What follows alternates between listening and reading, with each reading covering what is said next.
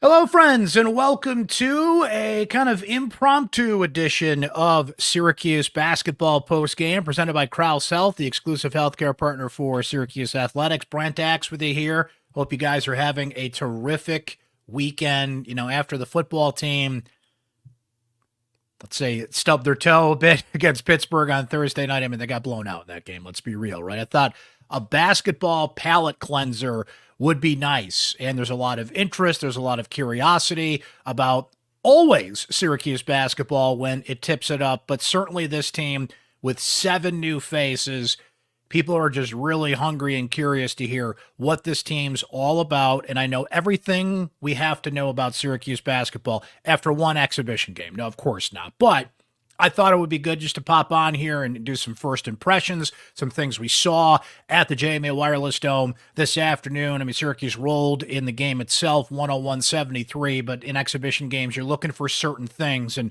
boy, I'll tell you, Adrian Autry was certainly looking at a lot of different lineups. He put over a dozen different lineups into this game, and that was one of the more interesting things to start off with, what his starting five was, some guys that popped and really stood out in this game. We'll go over that a little bit. We got some first impressions from our Syracuse Sports Insiders that we're going to go over here on the show as well. And to become a Syracuse Sports Insider, it is so easy to do, friends. Just text the word orange to 315-847-3895. You can also hit that link that's on your screen if you're watching on YouTube. It's joinsubtext.com/Syracuse Sports.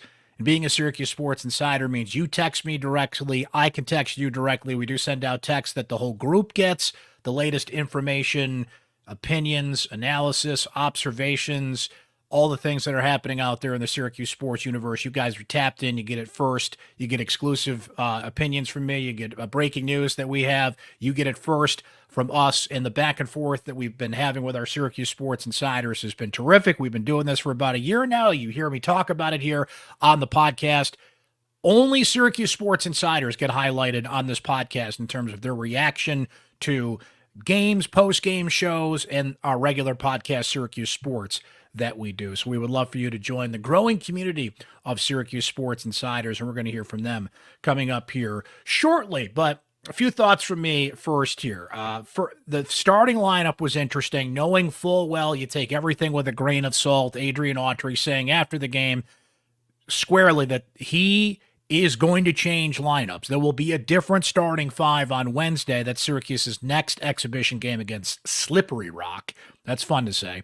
Wednesday night before Halloween, and then they'll get it underway for real coming up on November 4th against Lemoyne. So you've got a few games to really mix in and mix up the lineups, which with 7 new guys, the transfers and the freshmen that have come in, you've got to try different things and see what mixes. So when the starting 5 goes up, in this case it was J.J. Starling, Lucas Taylor, who is the transfer in from Georgia State, Jaquan Carlos, the transfer in from Hofstra, Peter Mastrovich, which I got to tell you was a fun moment. I send out the starting lineup, along with Eddie Lampkin, of course, the big transfer from Colorado, to our Syracuse Sports Insiders, and I got like 10 texts back immediately, like, who is Peter Mastrovich? Like, you guys forgot that. And I don't blame you for forgetting. I mean, we certainly told you on syracuse.com. Our Syracuse Sports Insiders got the text when he signed on board. But remember, Peter was a late add in the mix, a player from France who's 6'8", 215. And I'll tell you, nice player right off the bat. He's not going to hurt Syracuse. He's got to hit his free throws. You know how Uncle Brent feels about that. But Adrian Autry has been pretty high on him. When John Rothstein came in recently, of course, we sleep in May, CBS Sports College Basketball Insider. He was pretty high on that guy. The coaches love him, and they think they've got a real find in the portal. Of course, Syracuse went back to the international market earlier this week. If you missed that, they got a commitment from Luke Fennell, who is an Australian player. He's been on the under-18 team, and they think they've got a real nice find there, a 6'6" guard/forward that's coming in next year in the class of 2025. But Peter's out there in the starting lineup along with Lampkin. Now, again, we'll see a different starting lineup for Wednesday against Slippery Rock, but what Adrian Autry said about that lineup is they've just been gelling in practice the past few days, so he wanted to see them in a game situation. But man, There were so many different lineups in this game. As I noted, over a dozen different lineups from Red. Mike Waters is going to be writing about that on syracuse.com, so you guys should check that out. And the name that popped right away, and what you kind of have to do in these exhibition games, is project it to real teams. No offense to the mighty Clarion Golden Eagles of Division II, but can what Jaquan Carlos did today translate against real competition, against good teams in the ACC? And I think a lot of what we saw today can. Carlos can push the ball. He gets it up quickly. I think you can see from his style of play. I mean, he ended up with 14 points in this game. He focused on his offense a little bit more in the second half, but he has 10 assists. He finds the open guy. And there is just something when you have a pure point guard. I get that there's point guards that want to score, but the difference we are going to see, I think I can start to formulate this opinion after one game, between how Judah Mintz ran the team and how Carlos is going to run this team. And J.J. Starling brought the ball up at times. He will at times this year, but J.J. is going to be left to be more creative and flexible, get open shots, drive the lane. And look, J.J.'s a leader and is certainly going to be one out there, but to have a guy like Carlos who can focus on running the point, came in with a very high assist to turnover ratio. And the key thing is, guys, Carlos is the kind of player that wants to play this way. He wants to be a point guard. And we talked to him a little bit afterwards, and he said, what I asked him, you're going to hear a little bit here, is if you could kind of put this game in a bottle, is this what you can do for this team when you're at your best? I mean, that's all of my teammates, man. We got firepower at every position. My coaches put us all in the right positions to execute, and my teammates just execute every time, having guys like Chris, JJ, Lucas, Naheem, Eddie, those guys, they can score. So I just got to get them the ball so they can do what they got to do. So if we could put this in a bottle, is this the kind of game you want to have for this team? Definitely. I think I have to be better defensively, and because I'm the point guard, so setting the tone for these guys. But I think this is definitely how we got to score and be this deep. Speaking of good passing, Eddie had a nice kind of wraparound pass into you there. Take me through that flow. Eddie does that every day. He's been doing that since July, so I'm a good playmaker, but he's just as good. So Eddie. I want to get to that in a second because Eddie Lampkin is a great passer. I mean, right off the bat, you could see that in this game. But just a little bit more on Carlos. Here's what J.J. Starling had to say about his game. I've always known that JC was going to be a dog for us. You know, just the way that he competes, the way that he plays the game. He's a very smart individual. So I was excited to go out there and play with him. This is the transfer portal era, and you need guys to come in and hit the ground running. And the style of play that Carlos seems to have, again, it's one game, but the way his game was kind of sold to us, you looked at the numbers, you saw the assist to turnover ratio, that is going to translate very well. Selfless basketball, finding the open guy, pure point guard, as you're going to see when we hear from our Syracuse Sports Insiders. You guys were really impressed with him. The other thing that really stood out to me in this game, and there's a few, but man, Eddie Lampkin is going to be something. He can move in the paint, 6'11", 265, takes up a lot of space. I mentioned that play there to Carlos. Eddie had this great pass, and if you haven't seen it, the highlights are out there on social media. You can check it out. He kind of wrapped a pass around, and there's a great look at it from behind the basket. Eddie is a great passer. He had 5 assists in this game. He embraces being a passer. I talked to him. I don't have the audio here, but I talked to him a little bit after the game. But you can't ignore him from the offensive standpoint. Right? He's 6'11". You get the ball inside. If you don't double him, and Clarion was doubling him pretty much every possession. They didn't have anybody his size out there, certainly a Division II team. But the options that are there. So you've got a great passer in Carlos, okay, who's going to find the open guy to start with, which is great news for Chris Bell, who had 16 points in this game, had 4 3-pointers in this game, did Chris Bell things. He did that. Catch the ball in the three-point line, fake, drive, couple of shots on the perimeter, frankly, a couple more that should have went in, but Chris Bell is going to be fine. Chris Bell is set, and he is going to be the guy. It was interesting when he wasn't in the starting lineup. People are like, whoa, what's going on with Chris Bell? Chris Bell's a starter on this team. It's just, as we mentioned, Red's kind of messing with the lineups here a little bit in exhibition play. But you've got Carlos that can pass. Now you got Eddie Lampkin. He's going to get the ball in the paint, so you got to decide, do I double this guy who can certainly score and drive, or he can make the kind of passes that essentially a point guard can make. And Eddie said this on media day, said, I'm a great passer and I'm one of the best talkers in the country. Eddie was yapping a lot out there, and in a good way, not just, he's not talking trash. He's communicating. He's telling people where to be, and you want that kind of player who's active, not only on the court, but active with what he sees and telling teammates where to go. And we've heard a lot about the chemistry on this team. It's very early, and things are going to happen, and that's last year was a prime example of it, right? As we're going to talk about here shortly. But the chemistry on this team seems to be pretty good. They had to come together quickly. You know, a guy like Jair Davis comes in from Delaware. He was a captain there and can kind of, he's on the other side of it now, acclimating to a new team, but he helped people acclimate at Delaware. Carlos, right, ran the show at Hofstra. And you have a guy like Lucas Taylor, who's a really impressive guy. He's 1 for 6 today. I still want to see more of his game. He had an explosive play going to the rack. I think Davis, it's interesting how many threes he took. He's great at taking that shot kind of right inside the three-point line. I want to see his game evolve a little bit more, what kind of lineups that he's in, but great depth pieces. And that's another thing that really stood out to me today. I think a lot of coaches say this, but I think that Autry really meant it last year when he said, we want to go deep. We want to go 10, 11 deep. And he can, and he's got the different lineups to do it. 11 guys played. It was good to see Naheem McLeod back out there today. He ended up playing, let's see, pull up the numbers here. So McLeod ends up playing 5 minutes in this game, 6 points, right? He's looking okay, had the foot surgery in the offseason, and is somebody that, look, Eddie Lampkin at some point could get into foul trouble, or it's not having a good game, and you just need somebody like Naheem to come in and hold down the fort, which Syracuse, I mean, bodies were dropping like flies at that position. First Naheem goes down, Monier Hema, right? Syracuse, to have that kind of power center is going to be huge, but you're going to need somebody like Naheem that can complement and come in and spell Eddie Lampkin at times. So it was good to see Naheem back out there today, but 11 guys played. And Red said it after the game. We want to go deep.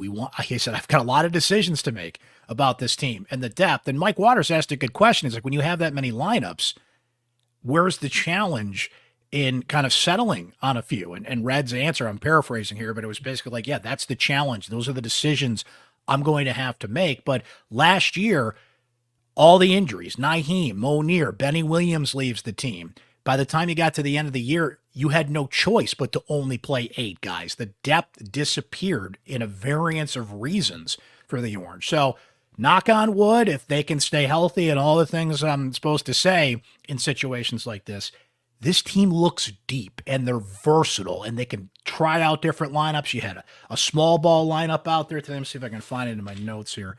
There was a small ball lineup. It was Jaquan, Eddie. No, not Eddie. That's not small ball. Sorry. I wrote down all the different lineups here. So you had Carlos, Freeman, Davis, Bell, and I haven't even mentioned Choppa Moore and Donnie Freeman yet, as we will, the freshman that came on this team. There is almost no situation that Autry can't at least try a lineup against. So I'll be curious to see what kind of lineups he's throwing out there on Wednesday against Slippery Rock as well. But this team has depth. Look, Donnie Freeman's a great talent. I've talked about Donnie Freeman throughout this offseason. He comes in as the highest rated freshman since Carmelo Anthony. We talked to Paul Biancardi, ESPN's head recruiting director, on this pod not too long ago. You guys can check the archives and listen to what he had to say about them. He felt like there was almost no player that improved more, not only last season, but over the summer into this year in terms of freshmen coming in than Donnie Freeman. He's got some international experience playing for FIBA, and he played in the Olympic qualifying tournament this year. Look, his defense needs a little work. Every freshman needs work on their defense, but he ends up with 16 points in this game. You see the raw talent. He put up a couple of threes. He's long. When I took some pictures at Media Day, our Syracuse Sports Insiders were texting like, man, how tall is Donnie Freeman? Like, he was actually taller. Eddie Lampkin is listed at 6'11", and it looked like Donnie was kind of pushing him there in terms of height. It's almost like Eddie has almost been overstated how tall he is. I mean, he's 6'11", all 265, 270, and maybe Donnie was understated at 6'10". He's listed at 6'10". He's long, and he's a talent, and you could just see there's some things, the light bulb has to come on in a few situations, and we'll see when the competition gets tougher how he handles it. but he's a talent. And I feel like he'll be in the eventual starting five. Red's messing with the lineups a little bit here in preseason, but I would imagine, your starting five is going to be Jaquan, JJ, Donnie, Eddie, and Chris Bell. Like, that is the starting five that makes the most sense, but you got these bench guys ready to come in, as we have seen here. So Donnie is a talent. Elijah Moore, it was interesting to see him out there. He's got the target on his elbow. He kind of does there you go, the elbow thing when he hits the 3-point shot. I need to see more of him, and he's a freshman, and he's got to find his way. And that was a good question that people were asking during the game. Where are the 3-point shooters going to come from in this game? And I'm kind of sitting there watching, and, look, it's Clarion. They're not really playing hard defense on this team, but we know Chris Bell can hit threes. We've heard that Choppa Moore can hit threes, and he's been working on it, and he's capable of it, but he's only going to do it in spots. Davis took a few, but I wasn't really overwhelmed or, to be honest, didn't really form a strong opinion on what he can do. JJ can stop and pop. JJ had 3 3-pointers in this game, including one he kissed off the glass. So if you need JJ to shoot it, he can. Because teams are going to focus on Chris Bell. But the counter, I think, is what I brought up earlier. When you've got both Carlos and Eddie that can pass the ball and can divert defenses away from Chris Bell is going to get a lot of stop and pop shots, which we know he loves, right? So I don't know if it's how many guys can shoot threes, but if you move the ball well enough and you've got those guys that are capable of it, I'm not counting on Donnie Freeman to hit a bunch of threes, but he showed today that he can pull up, and I know he's really been working on that as an aspect of his game. The two big things that Red said he wants to see this team get better at is rebounding and defense, and I think a lot of coaches say that at the beginning of the season. But it was interesting to see those young guys get out there today in the depth that this team seems to have. But I think the biggest shining star, if you will, that comes out of this conversation from one exhibition game very, very earlier in the conversation is how Carlos is going to help run this team, that it all trickles away. It leaves JJ open. It leaves Bell open. You've got 2 great passers in what essentially will be your starting 5 and guys that are going to be getting a lot of minutes for this team. And there is a mentality and a willingness to pass the ball. Frankly, it's refreshing. It's going to be a bit of a cleanser to see a pure point guard out there. That was not Judah Mintz. Judah Mintz was a score-first point guard, and they recruited him to do that, and that's the type of player he was, and that's who you knew you were getting. It's not that, Judah Mintz didn't have games where he'd have 7, 8, 9 assists, could distribute the ball. He could. I don't want to just make it sound like Judah was all about Judah all the time, but there was enough times where that was the case, and he had a scorer's mentality. Carlos can score. He had a great-looking jumper from free throw line. I don't know if he can hit threes, but he can certainly get in the paint, stop and pop. He gets up the floor quick. He pushes the ball. There's a lot of passing at the top of the key and circling on the 3-point line to kind of get that offense opened up a little bit. So that's going to be, I think, something we'll continue to see, and frankly, it'll be refreshing is the word that comes to mind on this. All right, enough of me. I want to hear what you guys had to say about this one in our Syracuse Sports Insiders. We're certainly firing off some texts. Like I said, you were shaking off the cobwebs a little bit on this one. Like, who's Peter Mastranovich? What are you talking? Who's this guy? And he's in the starting 5 for this game. Hey, we all got football brain right now, but basketball is kind of knocking on the door saying, woo, we're here too, right? So our Syracuse Sports Insiders had this to say, and Matty D leads it off. We're really going to fall in love with Carlos. Pure player. Chris G says, can already tell that Carlos will be an awesome leader. Lampkin, excellent passer and nice glue guy. Freeman oozes talent.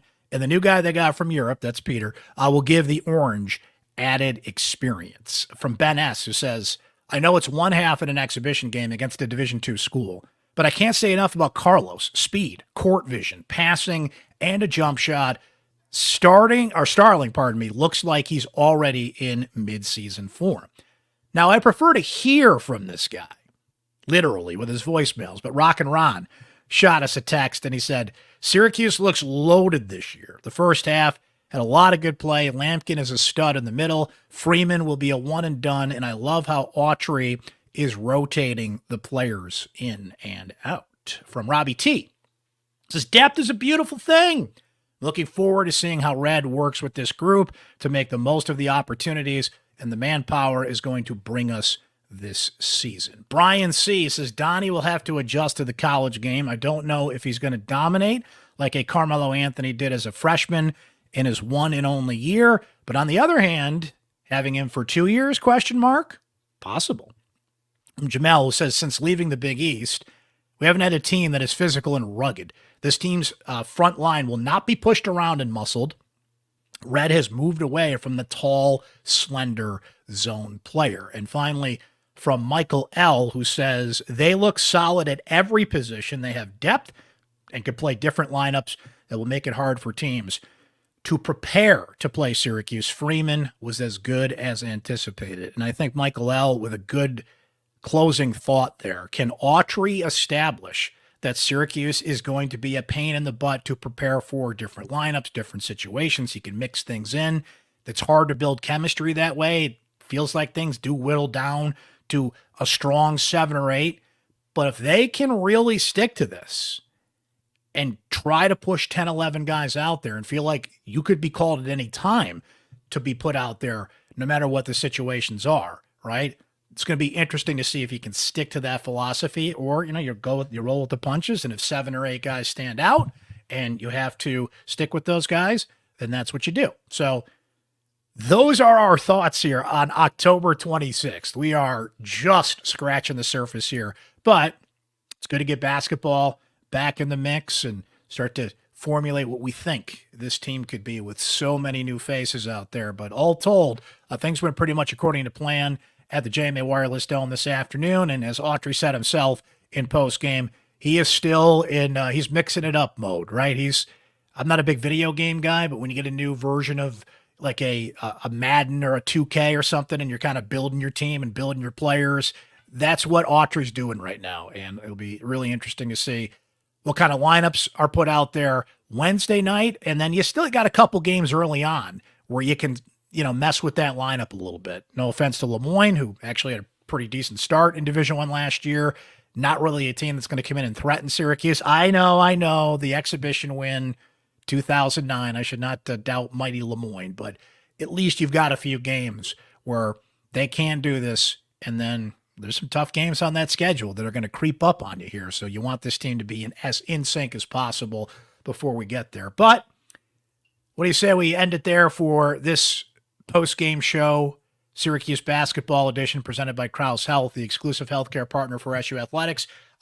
Still don't know what time the Syracuse Virginia Tech football game is as we speak. The ACC is going to put those game times out later on Saturday night. They put a 6-day hold on all the times for next week, but we will be here no matter what time that is with Syracuse football post game after the Orange take on Virginia Tech a week from today.